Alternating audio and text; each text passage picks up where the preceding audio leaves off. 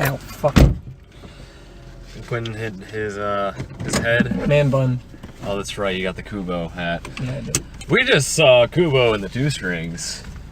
Or whatever. Kubo and his Two Strings. Either way. Kubo and the Two Strings. Or is it Kubo of the Two Strings? We don't even know. Oh, I think it actually yeah, is. it's and the. And the Two Strings. Damn it. Alright, because there goes some of my analysis for that movie. Oh well. Either way, that was a real good movie. That was honestly, that in my opinion, after watching it, is on like Iron Giant level. That is one of the best animated movies I've ever seen in my entire life. I wouldn't put it Iron Giant level myself. Without a doubt. That movie very was much enjoyed it. Amazing. But I did like it. I loved it so much. Alright, well, we can already tell your opinion on it. It's gushing. Oh my god, it was so good. Oh well. Oh man. Definitely not we're back levels of animation. Shut the fuck up. That thing was a masterpiece. Yeah. Okay, I'll put it like this. I enjoyed Kubo and the Two Strings, but personally I like Laika's other works better. That's just Paranorman me. and Coraline? Paranorman's meh for me. I liked Paranorman, but Coraline is really what I'm referring to. That movie was stunning. Yeah. But yeah, I will say, if you're a fan of animation, go see Kubo. No doubt. It is definitely one of the better animated films I've seen in a while. I just wouldn't call it in my, well, yeah, I wouldn't put it in my top 10, I would say. Yeah. But then again, that top 10 is mostly populated with Pixar and Disney, so take your pick. Yeah. But other than that, yeah, it was a spectacular film. The visuals were great. The story was really good, if a little ham-handed in some parts, in my opinion. But the characters more than make up for it. Oh my god, it was so good. Yeah. Ah! And there goes Quentin's opinion. Oh my god, man. Oh, one thing, let me just say, I really like all the actors in it. Oh, I agree. Charlize Theron is really good. She was the angry, scary lady from Mad Max. Wait, she was Furiosa? Yeah, she was Furiosa. Well, shit. Yeah. Yeah, the character she plays in that movie is great. And then McConaughey is always good. Yep, the character he plays there was great. Considering we're going through the McConaissance right now. McConaissance? That's because, like, when he was, like, during the 90s, he wasn't in a lot of good movies. He was mostly rom-coms. But now he's in, everything he's in is, like, gold. Well, that's good for him. Yeah. And then what else? Ray Fiennes was in there. Yes. And oh man, he was a surprise one for me. I did not know that he was in it. Yeah, and it's great because I love Ray Fiennes. Oh yeah, everything. He's a real good actor too. And George Takei. No, he played a very minor part, but I don't care. I like him. He put out the best line in the whole movie. Oh my. That's not a spoiler. That's literally all George Takei says. No, he says a couple of things, but that's like his. I'm just talking like in general in real life. Yeah. Kind of like how all I say is burb. Burb. I like burb. Yeah.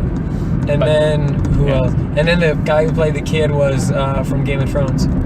Oh wait, is he Joffrey or no? Okay. No. See, I don't watch Game of Thrones. I know. But, okay. It doesn't matter because he's even a minor character on Game of Thrones. Game of Thrones. Game of Thrones. Okay. So yeah, I would say that's the spoiler-free summary. So yeah, pretty much. If you like his other works, you're gonna love this. Even if you didn't, you're gonna like this. This was an amazing movie. Yeah, Quentin has the tendencies to overhype everything, in my opinion. I don't care. That was gold. When you like something, you really like something. That's because that was one of the best pieces of cinema I've ever seen in my entire life. Okay. It was. Temper yourself, dude. I am not kidding. That was one of the best animated movies I've ever seen. Like I'm saying, not ever, but it's good. That's going with my top 3 like favorite movies that I'll rewatch forever from now on. All right, well, give it a week. I will give it a week. All right, I already am gonna try and figure out plans to go see that again. All right, then you do that. But I'm in a crabby mood, as you can tell. I'm just not in a very good mood today, I suppose. But I will say, just go watch the movie. Yes. You will like it. So good. All right, so you have 5 seconds. 1 spoiler time. All right. Oh, okay. Yeah. That was a fast 5 seconds. Yeah, fuck the 5-second rule. I'm done. Cool. I'm just done with today, if you couldn't tell. Brett need beef and sleep. Brett need beef and sleep. Yep. But, the movie was great. All the character designs were perfect. And even though I did kind of see that one twist with the Moon Emperor coming from a while, not the one where he turned into a monster.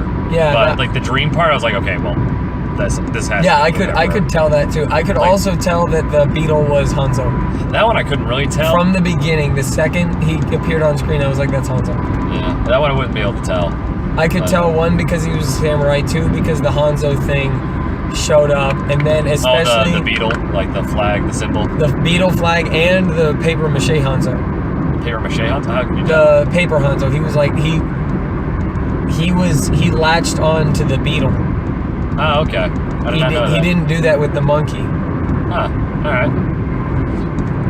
Excuse me. Very small sample size to tell whether or not he was Hanzo, but I could tell he was Hanzo. And not to mention, I thought it was weird how they're having the romance between the monkey, which turned out to be the mom, by the way, to spoil everything, and the beetle. I thought it was weird at first, but then turning out that it's both the mom and the dad, it makes a lot of sense. Also, I really like the soundtrack for that movie. Yes, that's one thing I will say was absolutely stellar. It reminded me of the soundtrack from Kung Fu Hustle, which if you haven't listened to that no, I'm serious. If you haven't listened to the soundtrack from Kung Fu Hustle, listen to it because it has like a lot of music similar to that.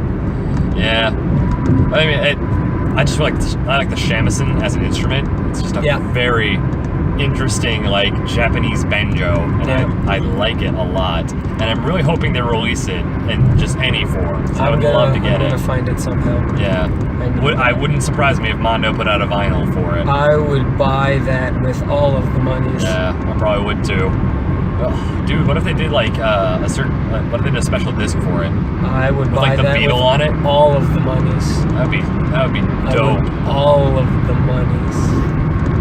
But let's see. I'm trying to think of like the general story arc, because the movie starts with the literal start was Kubo's mom hits her head against a rock, which that was graphic. Oh yeah, that was the sound made me cringe. Yeah, it's like they really put up the impact on that, and it affected her memory later in life, which we learn in the next scene when we find out that Kubo really is the one taking care of his mom instead of the other way around. Yeah. And we find out that his mom isn't like completely just I thought she died. Yeah, I thought because in the beginning, because it starts out with him making food, and they don't show her, so I thought he was making food for himself, and then the monkey toy. Yeah, and then mom shows up. So, she's just sleeping in the corner. But I mean, it's good that they didn't just go with the dead parent trope. Yeah. They had it show that he had to build up responsibility. And he learns from his mom too. The mom just has memory problems, as we learned that the beetle does too, which I guess is another connecting factor between the two. I will say I'm going to go off a bit on a tangent here, just talk about some of the central themes and images in the movie.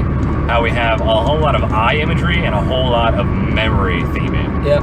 Where the very core message of the movie is that no one's story ever ends as long as you remember them, which I love that message. It really speaks to me, because knowing my recent history. R.I.P. and peace, Grandpa Brett. R.I.P. Ripperoni and pizza. Yep. May he rest in the great booty bar in the sky. Damn straight, son. But I mean, that's actually a really good case in point, drawing from real life. His story is never going to die as long as I keep telling people about my crazy ass grandpa. Man, he's like straight up half of this damn podcast. Yeah, he's an honorary guest star every time. Exactly. Damn, son, slow your ass down. Oh, man. Yeah, but that's a perfect example. I mean, it's the thing about memory is it's fleeting, and you have to just. I'm trying to think of a way to word this, but memory is fleeting, man, and so you just gotta tell people about. That's why we got this podcast, man. We gonna live forever, son. On the internet, in like a deep dark corner of YouTube, but hey. Exactly. Hey, it's like, something. Hey, you're there. We can have our great grandkids show our great grandkids. This is what your 50th generation ago grandpa did with his friend. Yeah. Look how stupid they are. Exactly. They died senile. Yeah, we did. Screaming about Batman and birds. Burbs. Oh, god damn it. I just realized we're Batman and Robin. Who's Batman? You're Batman. And I'm just obsessed with birds, so I guess that makes me Robin by default. Son of a bitch. Good job. Son of a fuck. I want to keep talking about this movie. Yeah, and then the other one, the other main imagery was the eyes, yes, about how eyes can be windows into the soul. Yeah. Which I guess is also true because when in the movie, keeping it themed to the movie, when Hanzo met, did they ever give the mom a name? Mom. Yeah, I don't think they ever really gave the mom the name. They didn't. I don't think they gave the grandfather a name either. True. I think it was he's just the Moon Emperor. Yeah. I mean, that's more like a title, not really a name. Yeah, they got Monkey, and that's it. That's it, yeah. Just Monkey. Okay, well, I just call her Monkey. When Beetle met Monkey in the past life that they had, okay, yeah, fuck it, that's stupid. When the mom met Hanzo, she was actually sent to kill him. So she had to she looked into his eyes after he battled and realized... And he said, what, you are my quest? Yeah. Yeah, you are my quest. And realized that there's more to the world. Where are you laughing? I love you, Monkey. I love you, Monkey. But yeah, realize that there's more to the world than just pain and suffering. There's love and stories to tell, which is yet another great message in my opinion. See how goddamn deep that movie was? Yeah. That's my shit. Well, I mean, they laid it all out. It's right. Yeah, it's a good movie. Still, don't get me wrong, but I still prefer Coraline. I think all of them are good. I still haven't watched the Box Trolls actually. Wait, that was also by them? Yes. Oh, yeah. In that case, I need to watch that one too. Yeah. You know, maybe I think I will go back in my previous opinion. It's still one of the better pieces I've seen in a while. I still won't probably put it in. I probably won't put it in my top 5. I'll put it like that. Top 5 animated or top 5 movies? Animated. Okay. Which is stricter than movies overall. That makes sense for you because you are deep into animated movies. Love my animation. Absolutely love my animation. Yeah. Especially animated movies. One thing I was going to say is I thought the sequence at the beginning where he's like telling the story, I thought that was just really well done. Yeah, no, I agree. It was really cool. I thought it was going to be a layout of the plot too. Yeah, that's what I thought. I'm glad they didn't take that route. It's like, oh, here's what's going to happen. Yeah, because I was looking at the monsters and I'm like, are these going to appear later on? Well, I figured not the chicken, but I mean, man, that would have been awesome. Oh shit, I don't want this to be. Okay, I'm taking it off. There's but I would have loved the spider. Instead, we got a dope ass skeleton. man, that showed up. I was so tempted to just turn to you and go doot.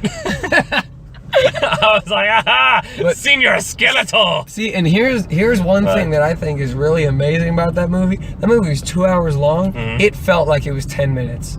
Yeah, no, I agree. The pacing was actually very, very good. Yeah, was it actually 2 hours? Yes, it was 2 hours because we got out of there at like 10:50 something. Yeah, and it didn't really feel rushed at all either. Yeah. The ending felt a little bit jarring when they killed off both the parents again. Yeah. But I mean, what else are you gonna do to have Kubo fly back home? Yeah. But they fell into a trap, and they actually portrayed the sister characters, which I love their designs, mind you, especially when the other sister gets her. Hell. Yeah, creepy. That's what Lycia does really well. It makes you fucking spooked. Yeah. Doot doot. Doot doot. But their designs were really great, especially when the second sister had her mask broken. Yeah. But it's because when I saw that, I'm like, I need that. Yeah. I need that. I need one of those. And I need one of all of those. Yeah, all of them. Hopefully they make pop figures of this. Oh my god, I would buy all. I would buy all of them. I don't know if I'd buy all of them, but I'd definitely at least get one of the sisters. Either one of them. If they have both, I'll get both. But if they have just one, I'll get one. Or maybe the Moon Emperor too, because he was cool. I liked his design. Yeah, here's one thing. Here's the one problem that I do have with the movie is at the end, I did not like it how the Moon Emperor turned into like a dragon. I wanted like a full-on samurai. It wasn't battle. A dragon. He was like a demon shrimp. Whatever it was. And no, I agree with you. It was a bit jarring, but I still think it makes sense from like an in-world lore perspective because they're creatures from a spirit world. Yeah. And if they despise everything human, why would they take a human form willingly? Yeah. That's something it made sense to me. I agree with you. I would have preferred a samurai battle. Yeah. But it still works within the context of the story, in my opinion. Yeah, there are a lot. This is the like third time that this has happened to us. Oh, I hope people aren't hella dead. That would suck. Yeah, it would. He says sarcastically because he wants to see. Yeah, I know. At least we're getting off here. Of course, it happens right in our exit.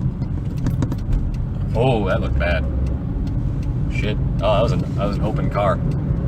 Yeah, they had her like against the barricade. Yeah. Well, back to this good upbeat family movie. Oh man, that's kind of depressing. It was. Yeah, but I want to get back to the central theme with eyes because this ties into the main quest of the movie. of collecting these 3 items, which they did outline in the beginning sequence, which I thought was also really good. It's like, okay, they're probably going to follow this quest to find these 3 items. Makes sense. Yeah, that was the one thing that they did outline, and I was like, yeah, that's probably going to be the real thing. Yeah, because it was so detailed. Like, they gave them names and shit. Like, okay, well, that's probably going to be it. But on the... What was that? Okay, the first item was the sword... Unbreakable. Yeah, the sword Unbreakable, which... I can find the names of all of them. Please do. It was like the sword Unbreakable, and they have to fight a giant skeleton man to get it. And they find it, they beat the skeleton man, and they learn more about each other because they realize they can trust each other. And they realize that the beetle is probably the best character in the movie. Yeah. But there's that, and then really there's not really much of note from like a story perspective. Like, yeah, they learn to trust each other, and they, but they're still like at the point in the story where they're at each other's throats. Yeah. Because it's just like, well, I mean, how can I trust you? We just found you, all this stuff. And the second item is the chest plate of impenetrability. I can't remember. Impenetrable. Chest plate. Okay, I get the impenetrable. The chest plate, impenetrable. Yes. And it's at the bottom of this long lake is what they call it. Basically, it's just a massive fucking lake they need to get across and find it. But this is where the central theme of eyes ties back in, where in order to find the chest plate, they have to go underneath the water here. They have to go into this garden of eyes is what it's called. And let's just say that each one of the things is like guarded by something. Yeah, pretty much. They're all essentially. They're all guarded by something, except for that last one. Technically, yeah. But we'll get to that. But the chest plate, like Kubo goes after the chest plate because he thinks the beetle is going after the chest plate. Well, the beetle forgot his mission and got a fish they shot earlier, but they didn't reel it in because they didn't have a rope. They just shot the fish.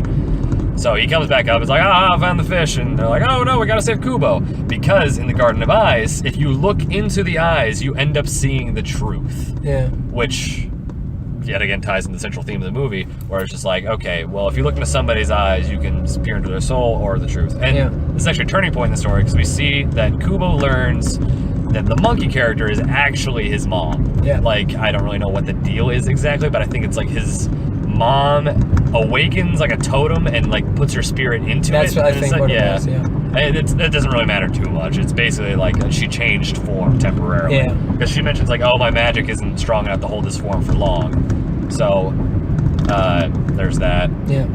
Let's see what else, where was I going with this? But yeah, they go back up, they got the chest plate now, and then I think they hide out in a cave for a while. What was the deal? They're just chatting, they're eating some food, and at this point, we learn the origin story of, well, not the origin story, of how Hanzo and Kubo's mom met. Yeah. So, and then after this, Kubo falls asleep and actually meets with the Moon Emperor, who is blind. Yeah, who is quote-unquote blind. It's because he doesn't really have human eyes. Yeah. And that's the reason, oh, and another thing, Kubo actually only has one eye. Because the Moon Emperor tried to claw out both of them. Here's what I think is really cool about that, though, is so at the end of the movie, when he quote-unquote kills the Moon Emperor, because he doesn't really kill him, he kills the bad part. Do you want to get to that in a bit when we actually get to him, or? I wanted to say it now because otherwise I'm going to forget. But so, when Kubo like kills the bad side of the Moon Emperor, the human form of the Moon Emperor or his grandfather comes out, and what's really cool is he only has one eye that works, and it's the eye that Kubo has gone. Yeah, I noticed that. I was like, oh, it's the opposite eye. All right, that fits. It's like Kubo gave him his eyes. Exactly. Oh, well, eye. True. Yeah. Just one eye. Exactly. Well, technically he has two. Just one of them doesn't work because that's the eye Kubo cut out. Yeah. And it's an eye for an eye. Yep. Makes the whole world blind and or half blind, I suppose. Anyway, so because then there's just one dude with one eye. Yeah. So only just one dude with one eye. Yeah, because if everyone takes one eye. Well, did you know that in the world of the blind, the one-eyed man is king? Yeah. That's the Demo Man's family crest in Team Fortress 2. Oh, yeah. I'm dead serious. That does not surprise me. But, back to our other Cyclops. Kubo has a dream, and the audience is, like, led to believe that this is, like, just some kind of oracle. It's like, oh, go to your father's temple, and you will find the helmet. Yeah. of whatever. No, here's the thing: is when I saw that I was like, "That's the Moon Emperor." Yeah, like he's dead got serious. a fucking moon on his damn chest. Of And he's course like it's the white Moon as the Emperor. moon. And it's Exactly. Like, so that one was a very weak twist, in my opinion, but it's still in there. It's like, and of course Kubo would fall for it because he's never really seen his grandpa, or at least he was too young to. And even then, I bet he saw him in shrimp demon form. Yeah. But, imagine that being your grandpa. I had a hillbilly. He had a shrimp demon. But there's all that. I don't know. Actually, I don't know which is worse. Shrimp demon. We're gonna go shrimp demon. Yeah. But so he leads him on a quest to his father's old fortress, where I think she loved this little detail. Like when he stuffs Paper Hanzo into the bag, Paper Hanzo's like, no, go the other way. Point the other way, exactly. Yeah, and that was another dead giveaway. It's like, oh no, they're going into a fucking trap, aren't they? Yeah. So they go to the trap fortress, and they're that's what it fucking is. That sounds like a dank club, bro. Trap fortress. We only roll on the dankest cushion, this trap fortress. Yeah, that's where they listen to fucking. No, that's where they listen to Phantom of the Opera Trap House remix. That's not a trap house. It's techno remix. Sorry, yeah, that's the other record I bought. We'll talk about that. We'll talk about that later. But yeah, so they go to this trap. Damn it, not trap house. Trap fortress. And they get ambushed by the other sister. I forgot to mention that while Kubo is trying to get the chest plate, one of the sisters ambushes them. And I thought it was really cool how they keep going straight. Or yes. Okay. I thought it was really cool how they kind of quote unquote killed her. Yeah. Because they didn't kill her on screen because it's a kids movie. But the mask falls into the water, cut in half. Cool. Man, that was real cool. And I was like, well, she dead. She dead, son. She's hella dead. Straight up. So the other sister pops in, and they ambush her, and then it's revealed that Beetle is actually Hanzo, and this actually ties to another third theme. Yeah, you called it. Damn shit. And it's just like their story never dies. It just transforms into something else, and then it lives on, and the story lives on. Well, that also ties into the theme of memory, as in people pass on, but the memories live on. Yeah. So in this case, though, it's literal. They quote unquote kill Hanzo before the movie starts and turn him into this beetle. Yeah. And then they kill him like 2 seconds later. Yep. They kill the beetle in the actual film. Yeah. And then they kill off Monkey, mom character. But then Kubo, before he ends up getting axed by the sister, he ends up breaking one of the strings on his, to call it a ukulele, on a shamisen, and I believe it just kills the sister. Yeah. Just straight up, just poof, dead. And I guess we should talk about the sister's weapons real quick. One thing, yeah, okay, you can keep going. Because one of the sister they kill off first has raptor claws. Yeah, has like a claws on a chain. Pretty much just a whole chain is what they actually just call it. And then the other one has 2 samurai swords. Yeah, it has 2 like short samurai swords, and also has a pipe. Yeah, is that what they're called? Because I was trying to remember what they were called. I believe so, because I played Morrowind. Yeah. Yeah, it's this one. This one. Okay. Turn that way. Towards my house. That way. Okay. I always forget where your house is. Always. Without fail. Yeah. Without fail. But yeah, there's and then her other I guess secondary weapon was like a bird claw thing in her hand that she didn't really use, and that's because I think that was meant for the eye. Yeah. Oh, was it? That's what I assumed because when she was walking up to Kubo, she had that hand out, so I assumed that was just for easy eye grabbing. Easy eye grabbing. Yeah. You buy your own easy eye grabber, only $13.99. Just call them the Drafthouse Drive It. I don't give a fuck. All right, now. .com. Call Drafthouse Drive at 1-800-I-don't-give-a-fuck.com. Damn straight. Yeah, just type that into your phone. Exactly. But let's see. I just keep going. Yes, keep going. Okay, keep going. God damn. Yeah. You're so directionally challenged. I am. Well, I mean, you couldn't follow a straight line. After I told you just go in a straight line to get to my apartment. That's because that was words, and those are difficult for me. I suppose so.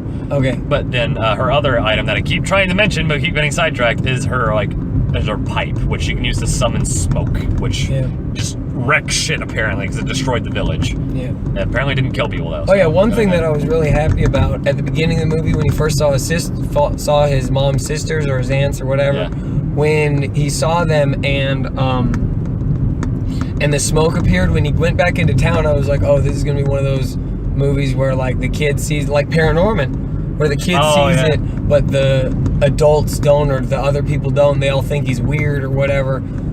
That was awesome. They actually made it destroy the fuck out of that town. Since I knew they were moon creatures, I thought, oh, the light's gonna stop them because they told Kubo to never go out after dark. Yeah, I thought that would do it too. But nope, no, they're just fucking, fuck it, the town's destroyed, Exactly. you all dead. I'm like, Yeah. oh. Well, they ain't none of them dead. But Oh, the buildings are dead. yeah, buildings dead. R.I.P. in peace buildings. R.I.P. in peace building. But yeah, so after that, Kubo learns that the helmet is actually back in the beginning town. So Going forward. Yeah, so he's just straight up, just summons wings out of cloth, flies back, and then has the final epic encounter with the Emperor, where he has a brief samurai sword fight, and then he goes to the graveyard, summons a no flex zone, and literally when that popped in, I'm like, yep, that's no flex zone. And quote unquote kills the Emperor and turns him into a person and who has amnesia. So everyone else actually fills in the story for him. It's like, oh, you're the nicest person ever. Yeah. Yeah, so I guess he ends up becoming the nicest person ever. Unless he's a dick, in which case, fuck you, Moon Emperor. But You're so a dick. here's two things I did want to bring up. One of them was, oh fuck, what was it? Man. Well, one of them was, who was your favorite character? Because all of the characters were amazing. Or at least the main characters. Because Monkey was really good. Or, sorry, like Monkey Monkey. Mom was really good. Beetle Hanzo was really cool. Kubo was really cool. That's pretty much our main character. I do like Kubo, but I think the rest of the cast, like main cast at least, shines more. I say the sisters were probably my favorite characters. I love Beetle. Yeah, I know Beetle you love was Beetle. my favorite character. Oh my god, he was so funny. I just can't get those sisters out of my head. They're creepy, they're badass, their character designs are just awesome. Beetle is my favorite. Oh, Beetle that's is good shit. God. The next intersection is the left or right. Sorry, Is it towards you? towards me. Okay. Yeah. Well, there was one other thing I wanted to bring up. Oh, I find it weird how they call the movie Kubo and the Two Strings, but like throughout almost the whole movie, he has three strings. I'm glad you brought that up because I actually had a theory working out during The that two whole thing. strings are his mom and his dad. Pretty much, yeah. Okay, It's his duality as both a human and an astral being. The fact Yeah. that his lineage, he's like torn between his lineage, and he chooses the more compassionate one. Because Yeah. clearly the moon people are dicks. Yeah. And Also, what was it? also demon shrimp. Yeah, but what was it when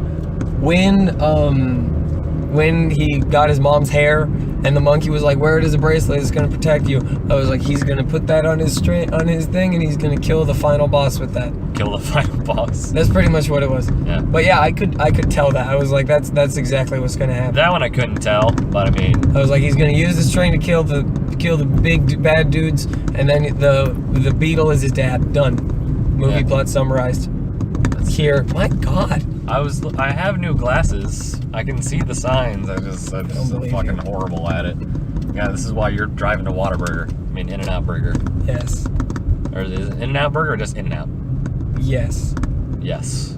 I agree. But oh yeah, and that's pretty much the only other theory I was going to bring up. I can actually bring in some Japanese history into this. No. Damn. I refuse. I was going to talk about Hanzo. Don't bring in. Bunny. One thing I do think is funny is But Hanzo's a cool character. Hanzo is also the last name of the sword maker in Kill Bill. Oh, is he? Well, Yeah, it's because in Kill Hanzo Bill. in Japanese history is a badass.